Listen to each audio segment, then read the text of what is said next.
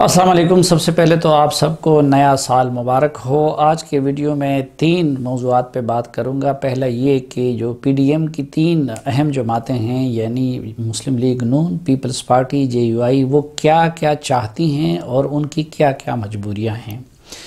दूसरा ये कि क्या इमरान खान की हुकूमत 2021 का साल गुजार सकेगी या कि नहीं। और तीसरा, 23 साल बाद मरकज़ी रोयत-ए-हिलाल कमेटी के चेयरमैन मुफ्ती मुनीबुर रहमान साहब को उनके मनसब से हटा दिया गया है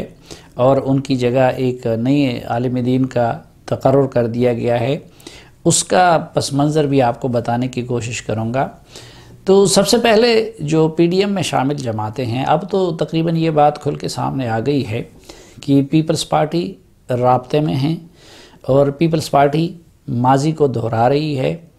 पीपल्स पार्टी की मजबूरियां, एक तो सिंध हुकूमत जो बार बार हम जिक्र करते हैं, उससे बड़ी मजबूरी पीपल्स पार्टी की क़ियादत के केसेस हैं। और तीसरी मजबूरी पीपल्स पार्टी की क़ियादत की ये है कि री इलेक्शन की सूरत में उनको अपना कोई फ़ायदा नज़र नहीं आता बल्कि नुकसान ही नज़र आता है और उनको ये डर है कि शायद सिंध भी उनके हाथ से निकल जाए। लेकिन ज़ाहिर है कि केसेस और सिंध हुकूमत बचाने के लिए दबाव बढ़ाना ज़रूरी था, इसलिए पीडीएम की तश्कील में भी उसने बुनियादी किरदार अदा किया और किसी हद तक बिलावल साहब ने जारहाना रवैया भी अपना लिया। लेकिन अब उनके साथ माजी को दोहराया जा रहा है, राब्ते हो रहे हैं और पीपल्स पार्टी को ये दाना डाला गया है कि न सिर्फ ये कि उसकी सिंध की हुकूमत बरकरार रहेगी बल्कि केसेस में भी उनको रियायत मिल जाएगी। और तीसरा ये कि इन हाउस चेंजेस की कोशिश की जाएगी जिसका आगाज़ पंजाब से किया जाएगा और कोशिश की जाएगी कि उसको मरकज़ तक फैला दिया जाए। अब पीपल्स पार्टी की क़यादत उस पर कितना यकीन करती है या नहीं करती, लेकिन वो ये समझती है कि इस दबाव से फ़ायदा उठा के बहरहाल अगर उनको मरकज़ और पंजाब में मज़ीद हिस्सा ना मिला तो कम से कम केसेस में भी रिलीफ मिल जाएगी और सिंध की हुकूमत भी बच जाएगी। अब दूसरी तरफ मुस्लिम लीग नून है। मुस्लिम लीग नून ने एक तो इंतहाई जारहाना रवैया अपना लिया है और उसकी क़यादत और बिलखुसूस मरियम नवाज़ साहबा और मियां नवाज़ शरीफ साहब एक्सट्रीम तक चले गए हैं। उन्होंने पहले ये भी बात की थी कि वो इस्तीफ़े देंगे। अब उनकी मजबूरी ये है कि पीपल्स पार्टी को इस तरह आसानी से छोड़ भी नहीं सकती, इसलिए पीपल्स पार्टी को वो मौका देना चाह रही है। और उन सब को पता है, मौलाना को भी पता है और उनको भी पता है कि पीपल्स पार्टी को क्या दाना डाला गया है और वो क्या करना चाहती है। लेकिन वो मौका देना चाहते हैं कि चलो अगर पीपल्स पार्टी ने अपने तरीक़े से कुछ निकाल दिया और कुछ नताइज हासिल कर लिए जो अपोजिशन के फेवर में हो तो पवेहा, नहीं तो उसके बाद मौलाना और मरियम वग़ैरह अपने आप को इसके लिए ज़हनी तौर पर तैयार कर चुके हैं कि फिर माइनस पीपल्स पार्टी पीडीएम को चलाया जाएगा और फ्यूचर में जाके उसको इलेक्शन इत्तेहाद में बदलने की भी कोशिश की जाएगी। लेकिन ज़ाहिर है कि ये भी उनके लिए अब एक बड़ी एम्बैरेसिंग पोजीशन में मुस्लिम लीग नून ये आ गई है कि मरियम साहबा कह चुकी थी कि वो इस्तीफ़े हर सूरत देंगे, तो अगर पीपल्स पार्टी इस्तीफ़े नहीं देती तो फिर उस सूरत में अब मुस्लिम लीग नून के अंदर राय ये बन रही है कि क्या उनको इस्तीफ़े देने चाहिए या नहीं, और ज़्यादा राय ये बन रही है कि इस्तीफ़े दे के शायद वो हुकूमत का काम आसान करेंगे। जहाँ तक मौलाना साहब हैं तो मौलाना साहब के एक तो स्टेक्स बिल्कुल नहीं हैं, दूसरा मौलाना साहब के ख़िलाफ़ दूसरी पार्टी एक्सट्रीम तक जा चुकी है और ख़ुद मौलाना साहब भी किसी सूरत पीछे हटने को तैयार नहीं हैं। मौलाना साहब के साथ साथ कौम परस्त जमातें साथ मिल गई हैं और जो मौजूदा पोजीशन लीडिंग उनको मिल गई है तो ज़ाहिर है कि उसने भी मौलाना साहब की कदर व कीमत को बहुत बढ़ा दिया है। लेकिन मौलाना साहब साथ ये कोशिश कर रहे हैं कि पीपल्स पार्टी को और मुस्लिम लीग नून को साथ चला सकें और मौलाना साहब भी कहते हैं कि चलो उनको ये मौका दे देना चाहिए। लेकिन ज़ाहिर है कि मौलाना साहब की केसेस वाली मजबूरियां नहीं हैं। अभी तक ना मौलाना ख़ुद गिरफ़्तार हैं और ना मुस्लिम लीग नून और पीपल्स पार्टी की क़यादत की तरह وہ کسی آزمائش کے شکار ہیں۔ اس لیے وہ 2 تاریخ کے اجلاس پہ کوشش کریں گے کہ پہلے تو ان دونوں جماعتوں کو ایک پیج پہ لے آئیں، اور اگر ایک پیج پہ نہ آئیں تو پھر پیپلز پارٹی کو کچھ عرصے کے لیے موقع دے کے کہ وہ اپنا ڈیل والا رستہ اپنا لیں، اور اگر اس کا کوئی نتیجہ نہیں نکلا تو پھر مولانا اور نون لیگ اور قوم پرست جماعتوں کو اپنا رستہ الگ کرنا پڑے گا، اور اس کے لیے بھی وہ ذہنی طور پر تیاری کر رہے ہیں۔ جو دوسرا موضوع ہے کہ 2021 کا سال کیا عمران خان صاحب گزار سکیں گے یا نہیں، تو پہلے تو یہ ساری چیزیں obvious ہیں۔ تمام ماہرین معیشت یہ بتا رہے ہیں کہ 2021 میں معیشت میں فوری بہتری کے کوئی آثار نظر نہیں آتے۔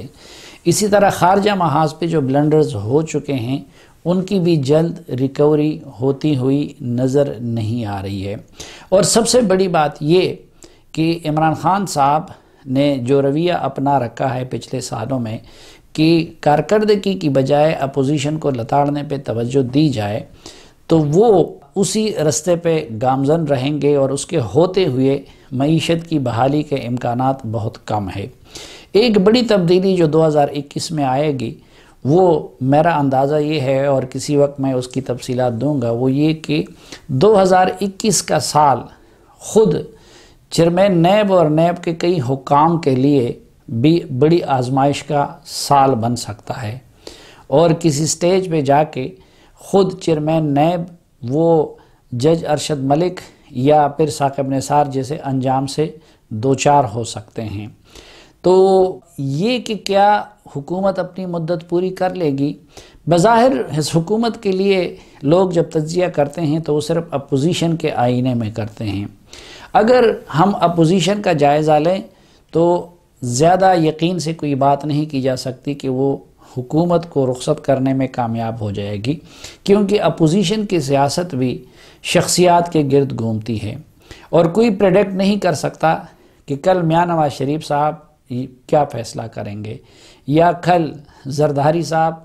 کیا یو ٹرن لیں گے، اور یا خود مولانا صاحب کل کیا فیصلہ کریں گے۔ تو ان سے زیادہ امید آج بھی نہیں ہے،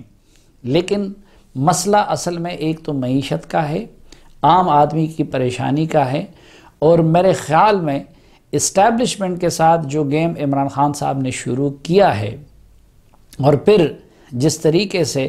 وہ حکومت چلانے کی کوشش کر رہے ہیں، تو اس دوران 2021 میں یہ بات obvious نظر آ رہی ہے کہ اسٹیبلشمنٹ اور عمران خان صاحب کا ایک پیج زیادہ دیر برقرار نہیں رہ سکتا۔ جو تیسرا موضوع ہے مرکزی رویت ہلال کمیٹی کا، اب یہ ایک عجیب اتفاق تھا کہ مرکزی رویت ہلال کمیٹی ایک مسئلے کے حل کے لیے بنائی گئی تھی، لیکن مرکزی رویت ہلال کمیٹی خود ایک مسئلہ بن گیا تھا۔ مسئلہ یہ تھا کہ عید اور رمضان کے چاند کے فیصلے کے لیے قوم کو متفق کیا جائے اور ایک متفقہ فیصلہ ہو، لیکن مفتی منیب الرحمن صاحب قابل احترام بھی ہیں، بہت بڑے عالم دین بھی ہیں، ان کی بڑی فالوئنگ بھی ہے، لیکن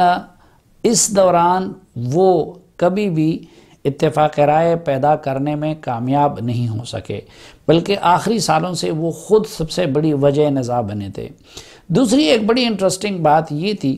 کہ ان کا تقرر ایک نوٹیفیکیشن کے ذریعے ہوا تھا، اور یہ تقرر صرف 2 سال کے لیے ہوتا ہے، لیکن مفتی منیب الرحمن صاحب نے اس منصب پہ 23 سال گزار دیے۔ درمیان میں مارشل لائیں بھی آئی، پیپلز پارٹی کی حکومت بھی آئی، نون لیگ کی حکومت بھی آئی، پی ٹی آئی کی حکومت بھی آئی، لیکن مفتی منیب الرحمن صاحب باوجود اس کے کہ ان پہ بہت اعتراضات ہو رہے تھے، لیکن ان کو کوئی نہیں ہٹا سکا تھا۔ میرے خیال میں مجموعی طور پر یہ اس حکومت کا ایک پہلا مثبت فیصلہ ہے کہ انہوں نے مفتی منیب الرحمن صاحب کے بصد احترام کے کہ وہ متنازع تھے تو ان کو ہٹا دیا، اور ان کی جگہ مولانا عبدالخبیر صاحب کو، جو کہ بادشاہی مسجد کے امام ہے، ان کو کمیٹی کا سربراہ بنا دیا ہے۔ اب ایک تو کچھ لوگ غلط طور پر اس کو فرقہ وارانہ رنگ دینے کی کوشش کر رہے ہیں، لیکن مجھے اس میں قطعاً وہ رنگ نظر نہیں آتا۔ پہلی بات تو یہ ہے کہ اس وقت جو مذہبی امور کے وزیر ہیں وہ خود پیرزادہ نور الحق قادری صاحب، وہ بریلوی مسلک سے تعلق رکھتے ہیں اور ان کے ذاتی بھی بڑے قریبی روابط ہیں مفتی منیب الرحمن صاحب کے ساتھ۔ دوسری بات کہ میرے خیال میں ان کو ہٹانے میں بنیادی کردار انہوں نے ادا نہیں کیا۔ ان کو ہٹانے کے لیے زیادہ مہم خود چلا رہے تھے فواد چودھری صاحب، اور پھر کچھ اور حلقوں سے بھی یہ دباؤ بڑھ گیا تھا۔ یہ جو کچھ لوگ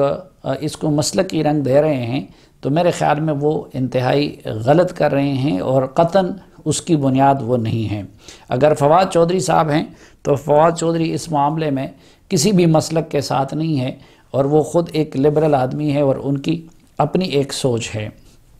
لیکن آج بھی سوال یہ ہے کہ کیا نئی کمیٹی اس مسئلے کا حل ہوگی، اور کیا کمیٹی ضروری ہے یا نہیں؟ یہ تو خیر علماء کرام کا کام ہے کہ وہ اس کے بارے میں سوچے۔ لیکن رات کو میرے ساتھ ایک بڑا انٹرسٹنگ واقعہ ہوا۔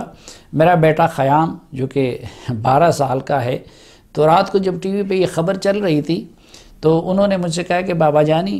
یہ کیا مرکزی رویت ہلال کمیٹی کیا چیز ہے اور یہ کیا کام کرتی ہے؟ تو میں نے انہیں کہا کہ بیٹا یہ چاند دیکھنے کا فیصلہ کرتی ہے، اور یہ ہمیں بتاتی ہے کہ عید کب ہوگی اور رمضان کب شروع ہوگا۔ تو انہوں نے کہا کہ اس کے لیے کیا ضرورت ہے کمیٹی اور اتنے لوگوں کی، یہ تو میں اب 1 منٹ میں آپ کو بتا سکتا ہوں۔ تو فوراً اس نے اپنا آئی فون اٹھایا اور اس میں پوچھا کہ انگریزی میں سری سے کہ سری یہ مجھے بتائے کہ رمضان کب شروع ہوگا پاکستان میں، اور ادھر سے ان کو ڈیٹ بتا دیا گیا۔ تو مجھے اپنے بیٹے نے بڑا شرمندہ کر دیا کہ یہ کام تو میں 1 سیکنڈ میں آپ کو سری کر سکتا ہے ایپل کا، تو اس کے لیے کمیٹی کی کیا ضرورت تھی؟ اور ظاہری بات ہے کہ میرے پاس اس سوال کا جواب اس لیے نہیں تھا کیونکہ اس طرح بہت ساری چیزیں ہیں کہ جس کا آج کل سائنس نے حل نکال دیا ہے، لیکن ہمارا وہی جو اقبال نے کہا تھا کہ آئین نو سے ڈرنا، طرز کہن پہ اڑنا، منزل یہی کٹن ہے قوموں کی زندگی میں۔ آپ کو ایک بار پھر نیا سال مبارک ہو۔ اللہ کرے کہ آنے والا سال آپ کے لیے صحت و سلامتی اور امن و سکون کا پیغام لے کر آئے۔